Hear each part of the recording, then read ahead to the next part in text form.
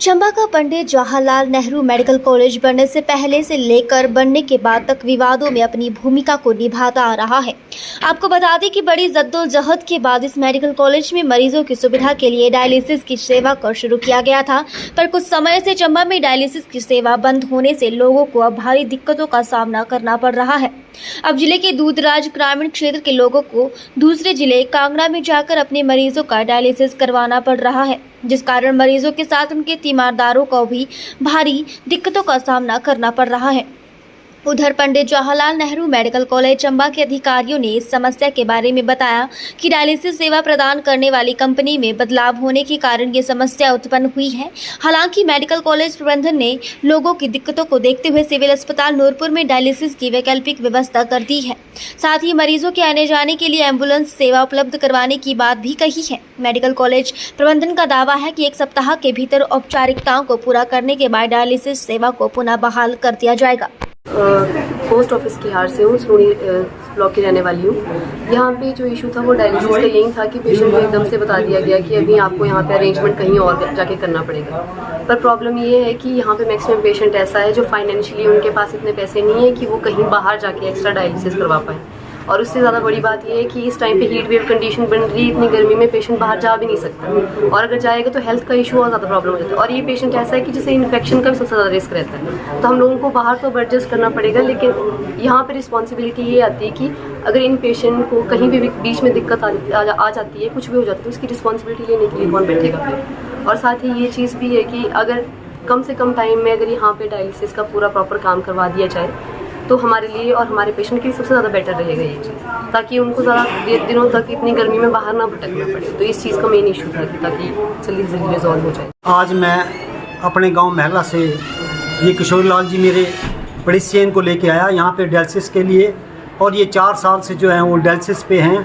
और यहाँ पर ये मेडिकल जो इन्होंने इंस्टीट्यूट खोले हुए हैं, यहाँ पर ना मात्र जो है वो इंस्टीट्यूट के नाम से ही रह गया है। और इन्होंने अभी हम डॉक्टर बिपिन जी से मिले तो उन्होंने बोला कि गवर्नमेंट ने जो एग्रीमेंट किया है वो 3 महीने के अंदर अंदर जो है वो डायलिसिस का जो है नए सिरे से उसको चालू किया जाएगा।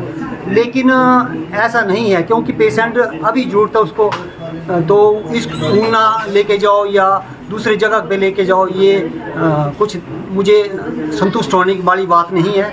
और प्रशासन जो है वो बिपिन जी ने तो हमें अच्छा कोऑपरेट किया, लेकिन जो सरकार की तरफ से जो है नेग्लिजेंसी है, वो 3 महीने का एग्रीमेंट किया उन्होंने, वो बहुत ही गलत था। क्योंकि आज ही मरीज जो है वो कुछ मिस हैपनिंग होती है या कुछ भी होता है तो इसके लिए कौन जिम्मेदार है? प्रशासन जिम्मेदार है, ये हिमाचल सरकार जिम्मेदार है। क्योंकि सेंटर से भी पैसा मिल रहा है, स्टेट में भी इनकी नेग्लिजेंसी हो रही, तो मरीज कहाँ जाए? और IRDP परिवार से ये लोग, इन्होंने पैसा मांग के जो है वो इकट्ठा करके, हमने सेवा भारती लोगों ने भी इकट्ठा चंदा करके इनको मदद करते हैं। लेकिन कितना का कर सकते हैं? हर आदमी जो है वो अपनी पॉकेट जितनी अलाउ करती है उसी हिसाब से वो मदद कर सकता है। लेकिन प्रशासन जो है वो चंबा में मुझे लग रहा है DC साहब भी और SDM साहब भी इसके ऊपर जो है वो विभाग की जो कार्यप्रणाली उसके ऊपर जो है वो एक प्रश्न चिन्ह है।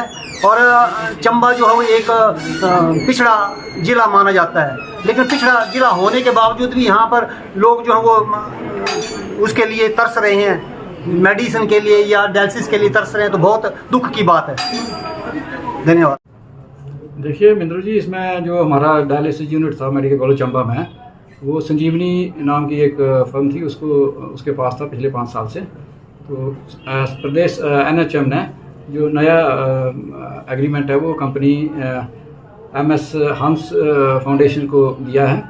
और अब हंस फाउंडेशन को निर्देश है कि जो पुरानी मशीन्स हैं वो आप उखाड़ के NHM के सुपुर्द कर दें। तो इन्होंने अपनी मशीनें जो हैं उनको इंस्टॉल करने के लिए जो पुरानी मशीनें हैं उनको उखाड़ने का काम शुरू किया, और कुछ साथ में सिविल वर्क जो कि पिछले फाउंडेशन की तरफ से नहीं किया गया था, जैसे दीवार को उखाड़ना और एक हॉल बनाना, जो कि इन्होंने कल से स्टार्ट किया हुआ है।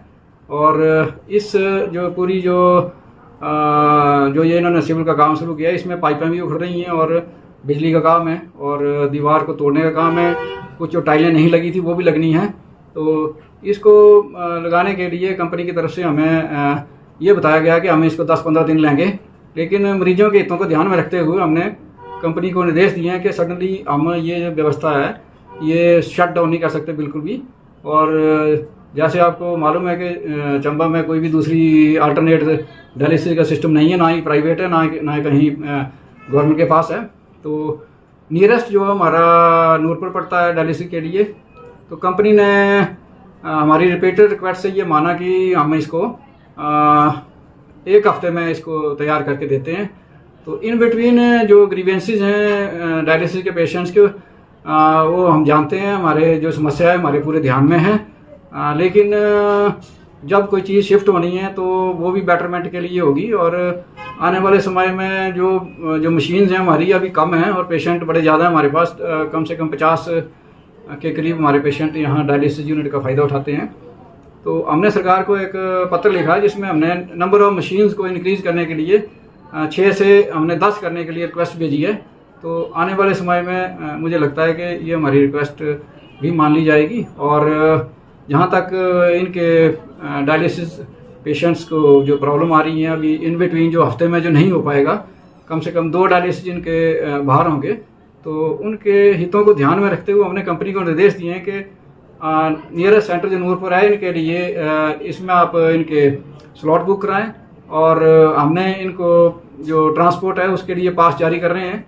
और इन केस फिर भी मैं आपके माध्यम से बताना चाहूँगा, अगर किसी को भी इस दौरान कोई प्रॉब्लम आती है या ट्रांसपोर्टेशन की या किसी और चीज़ की, तो मेरा नंबर जो है 9418036503, मुझे कभी भी किसी भी टाइम डायल कर सकते हैं। और रिगार्डिंग ट्रांसपोर्ट भी कोई प्रॉब्लम हो, किसी तरह की स्लॉट की भी प्रॉब्लम हो, तो मुझे डायल कर सकते हैं। और इसके लिए मैं जो इन बिटवीन जो पेशेंट्स को ये प्रॉब्लम आ रही है इसके लिए मैं माफ़ी चाहता हूँ और मैं चाहता हूँ कि हमारे साथ भी सहयोग करें। धन्यवाद।